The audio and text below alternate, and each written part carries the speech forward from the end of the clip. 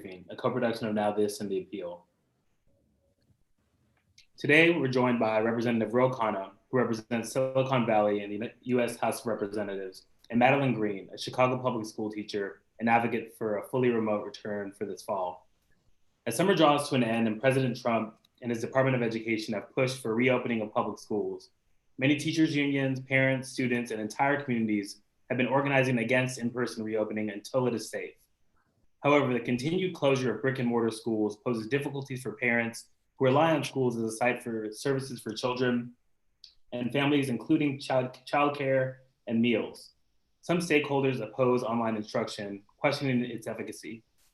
A coalition of groups representing teachers' unions, PTAs, school principals, and school boards across the country have called on Congress to provide $200 billion in federal financial support to our schools and to prepare educators for teaching in a disrupted environment. As Representative Khanna called for in an op-ed with Senator Tammy Baldwin last month, this should include professional development for educators on 1, distance learning online, 2, the effective integration and use of technology, and 3, ensuring that students of color, students with disabilities, and students from low-income households are not left behind.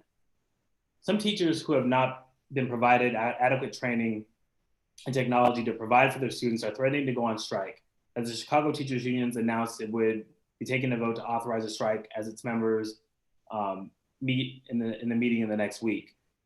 School districts and states are going to experience significant budget shortfalls. Only the federal government has the resources to allow schools around the country to make the necessary investments to rise to the challenge of the moment.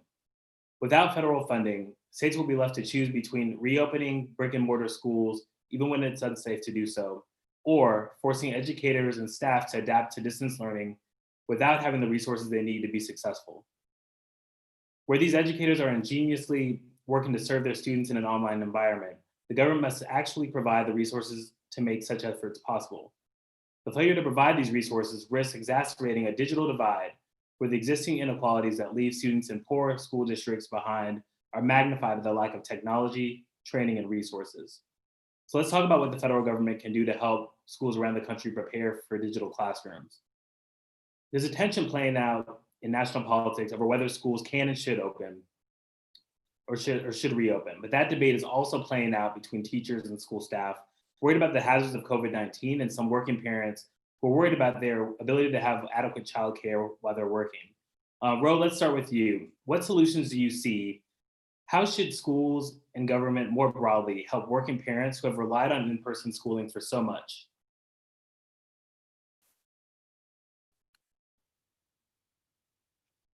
Representative Khan, I think you're muted. Sorry about that. It's a great question. I think we need to get schools the resources that they need to do remote learning. That is absolutely critical. And Tammy Baldwin and I have a bill that says we need to get schools training. It's not easy to be teaching people remotely. Some people need equipment. I mean, not every family is going to have a laptop or the technology to be able to do it. Some of the parents need training. So our focus has to be on getting schools the resources to train teachers, to have the hardware, and to train parents to be successful in a remote environment. Can you talk a little bit more about the bill that you just mentioned? What are some of the details? Well, Senator Baldwin and I have a bill that would give $200 billion to schools for this purpose, to buy the hardware and the equipment they need to train in a way that is important, and to provide parents with training. I mean, it's hard to do remote learning. People don't want young kids to be on screen the whole time. So this requires expertise, and we can't expect teachers to be able to do that without training and without the resources. When we're talking about investing in education, how should that money be spent? So thinking about this allocation of $200 billion that you've called for, how would it be allocated to teachers, paraeducators, and school classified staff, many of whom are facing layoffs and all of whom are underpaid? And how much of it will go to purchasing technology? How are you looking at that? The main part of it is going to go on teacher training, because I think a lot of it is how do you develop an appropriate remote curriculum? How do you develop the right the right assets for the teachers, the right technology training. So that is the bulk of the 200 billion. Can you talk a little bit more about the digital divide? So we hear a lot about the digital divide in education, even pre-COVID. This was an issue. Can you explain what this divide is and why it's so harmful and how we should address it? The digital divide is absolutely part of the challenge. I mean, a lot of people don't have access to the internet. They are having to drive miles to do their homework. They don't have access to schooling unless they have to go to some parking lot. People are unable to participate in job creation with so many things online, with so many new jobs online. It's hurting retail. I mean, brick and mortar stores are not being able to survive, and online retailers are, but not everyone has those opportunities. So we need high-speed internet. We need tech credentialing everywhere. We need computer science classes so everyone can be digitally proficient. We need to reorient our education. A lot of people out there, especially in this moment, are wondering, if their government or governments, I should say, care about them and care about their children. Why is this issue personal to you? Like, why is this something that you're concerned about in this moment? It's personal to me because I have young kids. I mean, it's something that I see, and I want every young child to have the opportunity that my kids do. It's personal because of my district. I see so many parents are concerned about their kids' education, and I understand their struggles as they're juggling their jobs. And my mom was a substitute school teacher, so I'm really focused on teachers and making sure the teachers are safe and teachers are respected and teachers have the resources and tools to do their jobs well. Thank you for that. My mom is a lifelong educator too, retired now, and she's the best. No bias here. I think she's the best. But she does struggle with Zoom and is getting used to all of the systems. So appreciate your work on this. Madeline, I'd like to bring you in to this conversation. As a teacher, you're going to have to manage an online environment. What are the challenges you're most worried about in the coming months? Yeah, so just to preface this, I just want to kind of set the stage. As of this morning, Chicago Public Schools announced that the first quarter would be completely virtual. This is thanks in huge part to our leadership at the Chicago Teachers Union. Our leadership, Leslie Sharkey and Stacey Davis Gates, have been fighting for this transition to remote learning that will save lives. But with that being said, Chicago Public Schools is unique in that we have 75% of our students are low income and 90% of our students are students of color. And we know already that this COVID pandemic is disproportionately impacting communities of color. So our most vulnerable schools on the south and west sides of Chicago are hit the hardest. So for me going into the classroom this fall, what's top of mind for me is responding to that trauma that students have been facing. We know that, a lot of them have lost family members. It's personal for me. I lost my grandmother to COVID. Before in brick and mortar schools, we didn't have social workers in every single building. So now the fight needs to be picked up in order to get funding for that trauma responsive social emotional learning. And to kind of echo what the representative was talking about in terms of this digital divide, Chicago, it is exacerbated by, the segregated way in which our city operates. We have over 200,000 students in Chicago and families that do not have access to computers. And we have 100,000 students who do not have access to internet. And in the rollout of the plan this morning, our mayor let us know that we would have 100,000, hotspots set up over the next 5 years. That is not good enough. We need it set up immediately. And the inaction to transition to this online platform has cost us time. We have 35 days until the first day of school. We need to make sure that students are able to access and meaningfully engage with the curriculum this fall. So what needs to happen in those 35 days? We have a representative on, we have our viewers who are watching, trying to figure out how they can get engaged. What can people do in the next 35 days to make sure you have what you need and the students that you're teaching are ready to go?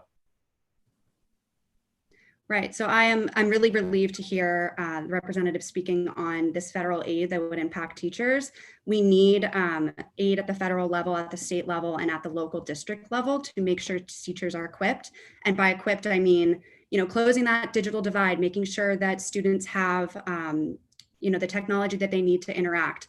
And it also means upping our family engagement. So during the spring, each week in the spring, I would make about 200, 300 phone calls to parents.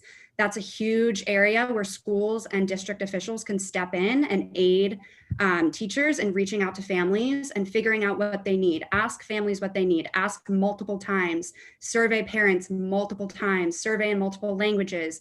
This is going to be a partnership between teachers and parents, and we need Chicago Public Schools and school districts across the country to act as a facilitator of that partnership.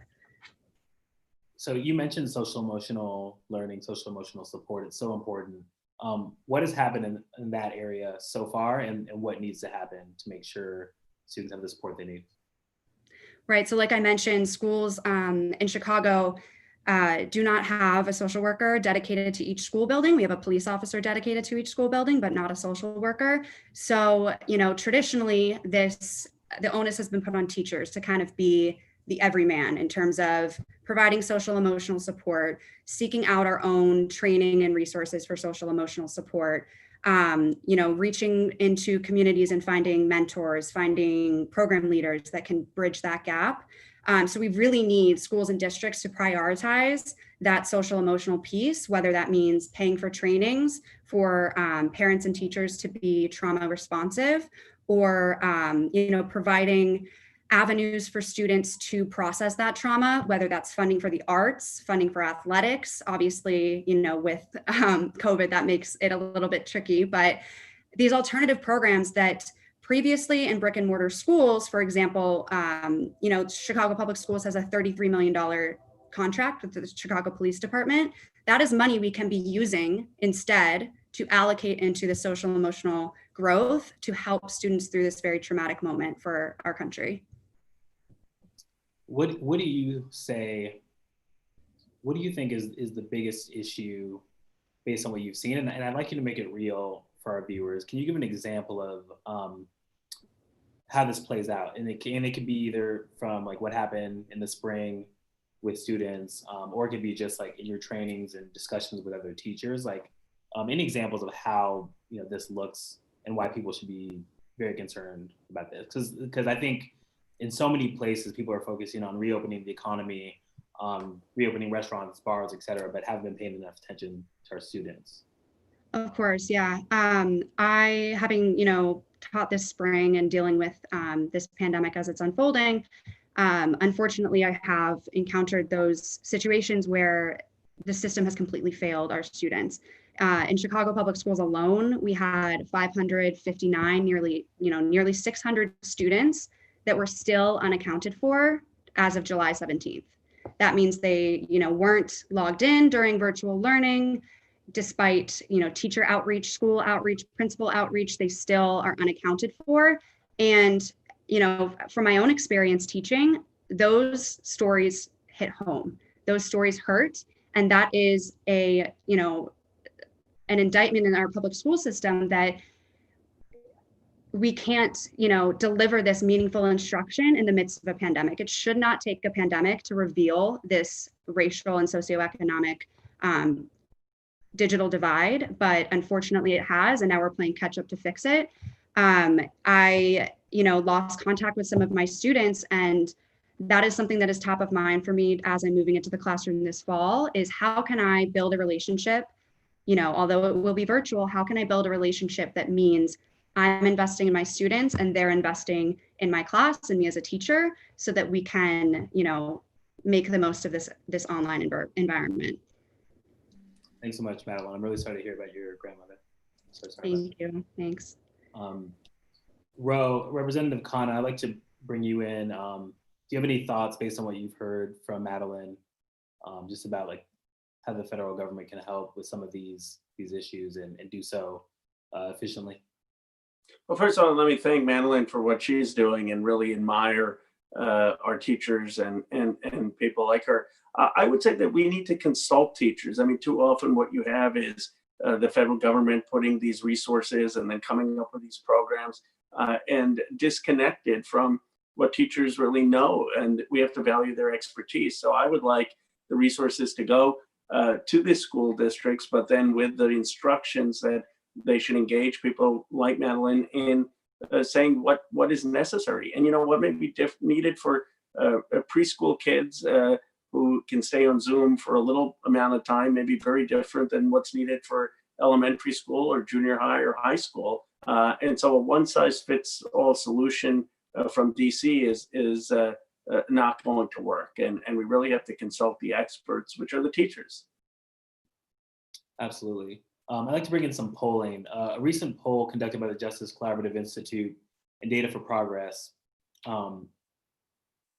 the polling suggests that 67% of voters said that they support the federal government providing aid to families to make learning possible during the pandemic, including for things like high-speed internet.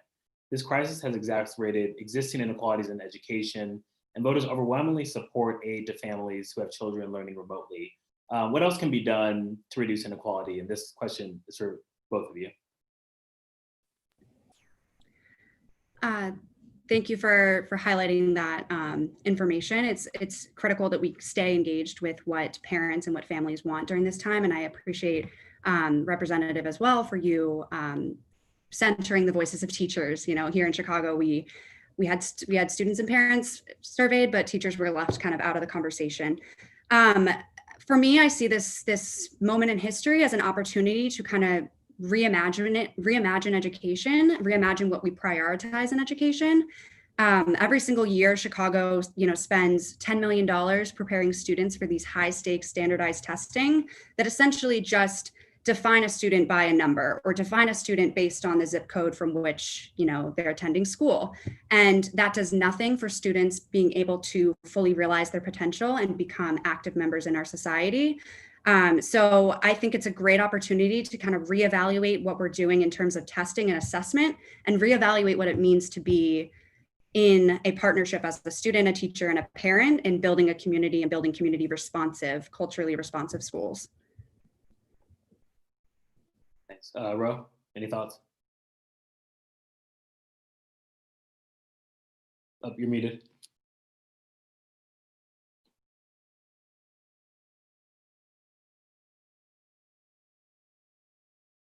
You're muted right now. I don't know how I got muted.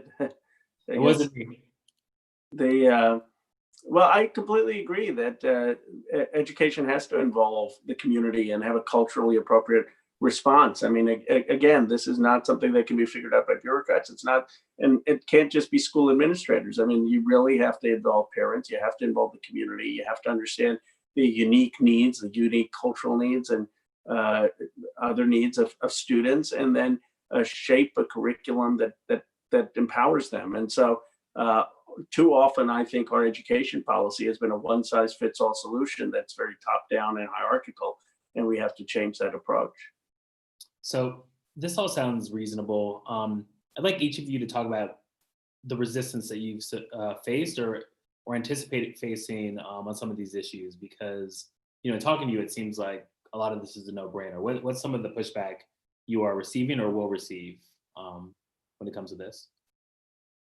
Well, unfortunately, it's become politicized. And so a lot of the Republicans are saying, no, we need schools open and the bulk of the funding should go towards physically opening schools. And they're saying we don't need the funding going for remote learning. And yes, we need funding for physically opening schools where schools are choosing to open in terms of having maybe new infrastructure to keep people safe and socially distanced and masks. But one, that should be a local decision for communities and shouldn't be a DC mandated decision of encouraging schools to open. And two, we have to realize a lot of schools aren't opening, or at the very least are going in a hybrid model, and there has to be funding for the remote learning aspect as well. Thanks. Madeline? I completely agree. And I think a lot of the resistance that I've heard or that I've listened to or engaged with stakeholders in is rooted in the fact that for too long in our society, schools are seen as kind of the catch-all for all of these needs that we have as a nation. It's come to be our system of childcare. It's come to be a source for 2 hot meals a day for students. It's come to be, obviously the social emotional components of socializing children. It's come to be a student's access point for books and for technology and education. So in the resistance to going virtual, a lot of folks are saying, well, what am I going to do when I have to go to work as an essential worker? What am I going to do when my student needs a hot meal for lunch and the closest grab and go location, he has to walk across gang lines to get there? What am I going to do if, I need transportation for my student to be able to go to a community center to complete his virtual learning and public transportation is shut down? All of these questions that are coming back to schools and to teachers reflect this very divide that we have, in which schools are, expected to fulfill all these roles in society, yet aren't funded adequately to do so. So that's my main concern, is that all of the pushback isn't really offering any, constructive solutions as to how we can get in a better place where, even if we are virtual learning, how are we engaging community stakeholders to be able to assist in monitoring that experience for students whose parents are essential workers? Or how are we shifting our funds and our resources to make sure that social workers can check in on Zoom, to make sure that those child abuse and neglect cases that dropped by 50% in the first week of virtual learning, that those cases are being responded to quickly and efficiently? All of those questions come when we kind of reflect on the fact that for too long, the brick and mortar school building has been the catch-all for these issues, and we need to really reimagine what our society can look like when school is a place of learning. Madeline just talked about all the roles that in the functions that schools perform and teachers and staff perform. And we could do a whole other show about all of this, but any thoughts on how to help parents, right, who are already relying on all these services, and when they're remote are not going to have those services in the same way? Like, any thoughts on how to directly help those parents so that they can deal with, being able to go back to work, being able to have childcare and some, being able to have food? Well, it's very important, and it's particularly because parents are concerned about the screen time for their kids. I mean, they can't just have their kids watching television or watching YouTube videos. And so one is we have to provide childcare. I mean, there needs to be universal childcare in this country. It's necessary also, particularly for young ages. We know from Heckman's work, the Nobel laureate economist, that early age intervention is the most important thing you can do in giving people a chance at a successful life. And so, but yet we're not making that investment as a society. In fact, Heckman's work shows that there's a 13% rate of social return on any investment we're making in childcare. So I would say provide childcare, provide healthcare, provide nutrition, and we have to have a strong sense of investment in families, which frankly we need regardless of the pandemic, but the pandemic should be a motivation for us to do it. Before we wrap, let's talk a little bit about process. Representative Khanna, can you talk a little bit about what's happening in Congress right now? Are you in recess? Are you still working? And what are the next steps for our viewers who want to get involved in this? I appreciate it. I hear all the time, when am I getting my $600 check? Why can't you get this done? When am my rent's coming due? What are you doing? We need funding for our local hospitals, for our school districts. I believe we're going to get a deal within the next week or so. I mean, everyone is eager to do it, but we're not going to just let the Republicans steamroll us and provide liability to corporations and cut that $600 to $200 and not have state and local aid and not have the school funding that we need. So we're fighting to get a deal, but we're fighting to make sure that we get the resources that are actually going to help schools and help families. And how can people get involved? I think people should look at what's important to them. If school funding is important, call your member of Congress, call your senator, call the leadership offices, tell them what's important to you to be in this next stimulus bill. The more people they get active, the more people they hear from, the better the chances. Thank you. And Madeline, any next steps for you? Like, how can parents get involved? What would you like to see happen in the next, you said 35 days? Yeah, 35 days. So I'm excited to engage with parents and figure out how we can best, bridge this technological divide and, assist their students in getting an equitable education. But for folks listening at home, I would just say, keep showing up. You know, we saw Chicago Public Schools reverse its decision to start at a hybrid model, and now we're starting remote, thanks to our Chicago Teachers Union showing up, making noise, and demanding to be heard. So I would say, you know, to echo what Representative Khanna said, you know, call your legislator. Even if your student at home is, you know, in a private school that's opening, think about students, Black and brown students in Chicago that make up 90% of our school district. Think about the risks that they are taking just by getting the same equitable education that your student is getting as well. So call your representatives, you know, tweet your representatives, email your representatives. That's not only on a school district level, but also a state level and a federal level. We need our next relief bill from Congress to include this funding for technological support for schools and students. So I would say just, you know, keep showing up, keep making noise, and, you know, we'll continue to fight. I think that's a great point to end on. So show up and demand to be heard. I love that. Madeline, thanks so much for joining us. Thanks to all of our Thank you. Thank you. Great to talk to you both. Yeah, I really Thank appreciate you, you all helping us work through these issues. And I know this is going to be a work in progress and we have to stay engaged. I'm John Matthews at John A. Matthews 2 on Twitter. This has been a co-production of Now This and The Appeal. Please tune in at 3 p.m. Eastern for a dispatch update on COVID-19 at Rikers Island. Please be safe, be healthy,